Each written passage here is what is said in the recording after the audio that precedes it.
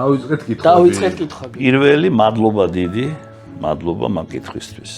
სექსი მხოლოდ ახალგაზრდების საქმეა. კაცები ყოველთვის მზად არიან სექსისთვის.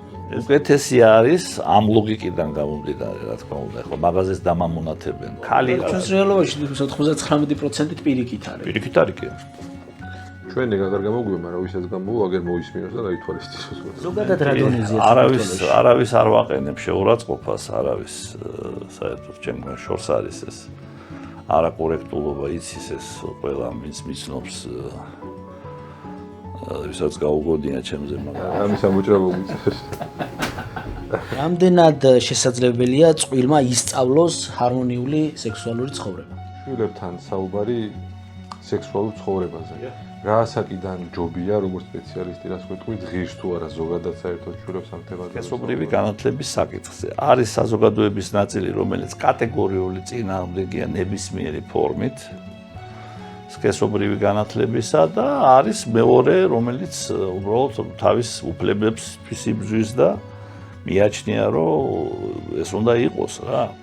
ესე იგი, თუ ქართველი კანონმდებელი თვლის შესაძლებლად, რომ სქესობრივი ცხოვრება შეუძლიათ ახალგაზრდებს დაიწყოს 16 წლის ასაკიდან. სკოლაში არ უნდა ესწავლებოდეს ეგა. მასტურბაცია არის აუცილებელი ერთ-ერთი ელემენტი ფსიქოსექსუალური განვითარების იმ ეტაპისა, როცა მას უბრალოდ სქესობრივი ცხოვრება ვერ ექნება. სქესობრივი გამოცდილების, სექსუალური გამოცდილების მიღება მხოლოდ თინეიჯერ ასაკში ხდება. ეს არის ნორმალური. სოფლიოს მონაცემებით, აი დიდი ეპიდემიოლოგიური კვლევები რო არის ჩატარებული, ქალებში სექსუალური დისფუნქციიდან ყველაზე ხშირი არის ლიბიდოს, ანუ ტოლვის დაქვეითება, ორგაზმის სიმულირების, ასე ვთქვათ, მასობრივი გავრცელება. ეს თქვენ ქართულ ქალებს გულისხმობთ თუ ზოგადად ქალებს ესწავლეთ? მე ქართველ ქალებს ვკურნალობ. ეს ფსიქიკის ის სფერო, რომელიც აი კურირებს სქესობრივ ცხოვრებას.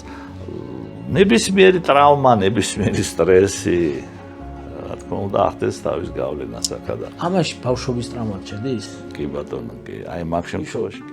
ძალიან კმაყოფილი ვარ დღევანდელი გადაცემით. მართლა იმდენად საინტერესო იყო ერთ-ერთი თანხმები გოგოლაძის დასკვნას. კი ბატონო. დიდი მადლობა ბატონო.